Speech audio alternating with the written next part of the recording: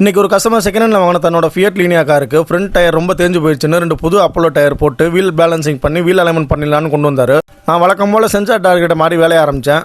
ரீடிங்கை பார்க்குறப்ப rear wheel ரெண்டும் ரைட் சைடு பார்த்த மாதிரி திரும்பி இருந்துச்சு. அதோட ஃப்ரண்ட் வீலில் கேஸ் ரீடிங் லெஃப்ட் சைடில் 1 டிகிரிக்கும் குறைவாக இருந்துச்சு. ரியர் ரீடிங்கை செக் பண்ணுறப்ப த்ரஸ்ட் ஆங்கிள் 17 மினிட்ஸ்க்கு இருந்துச்சு.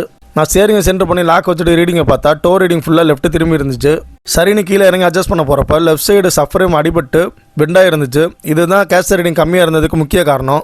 அதோட ரியர் ஆக்சலும் பெண்டாக இருந்துச்சு. அதனால டயர் ஒரு மாதிரி அரைச்ச மாதிரி தேஞ்சிருந்துச்சு. இதெல்லாம் கஸ்டமர்கிட்ட காமிச்சு இதை சரி பண்ணதுக்கான விளக்கத்தை சொன்னேன். அவர் இதெல்லாம் பார்த்துட்டு செகண்ட் ஹேண்டில் ஏன்டா கார் வாங்கணும்னு ரொம்ப வருத்தப்பட்டார். நம்மளை ஏமாற்றிட்டாங்களோன்னு நினச்சாரு. பட் செகண்ட் ஹேண்டில் கார் வாங்குறப்ப இதெல்லாம் சகஜமான ஒரு விஷயம் தான். அதோட எண்ட்ராய்டு லூஸ் பண்ணி டோ ரீடிங் அட்ஜஸ்ட் பண்ணி ரீடிங்கை சரியாக கொண்டு வந்தேன். இப்போ ஃப்ரண்ட்டில் கேமரும் டோவும் நல்லபடியாக இருக்குது. பட் கேஸ் ரீடிங் வித்தியாசத்தால் கண்டிப்பாக கார் இடது பக்கமாக இழுக்கும்னு கஸ்டமர்கிட்ட சொல்லி புரிய வச்சேன். வேலை முடிஞ்சதும் அவரே டெஸ்ட்டை கூட்டிகிட்டு போய் கார் ஒரு பக்கமாக போகிறத காமிச்சேன். இதை பார்க்குறவங்களில் சில பேருக்கு இப்படியெல்லாம் தோணலாம். அது ஏன் உங்களுக்கு இந்த பிரச்சனை முன்னாடியே தெரிஞ்சிருக்கு, அப்புறம் ஏன் வீல் அலைன்மெண்ட் பார்த்து காசை பிடுங்குறீங்க அப்படின்னு நினைக்கலாம். ஆல்ரெடி ரொம்ப மாறி இந்த டோ ரீடிங் அட்ஜஸ்ட் பண்ணியே இப்படி இருக்கும்போது இதை அட்ஜஸ்ட் பண்ணாமல் விட்டால் இன்னும் நிலைமை மோசமாக இருக்கும். அதோட கார் ரீடிங்கை தெரிஞ்சுக்க வீல் அலைன்மெண்ட் பார்த்தா மட்டும்தான் தெரிய வரும். ஸோ நீங்கள் செகண்ட் ஹேண்டில் கார் வாங்கும்போது உங்களுக்கு இந்த மாதிரி புள்ளிங்க இருந்தால் கண்டிப்பாக வீல் அலைன்மெண்ட் பார்த்து வண்டியோட பிரச்சனையை தெரிஞ்சுக்கோங்க.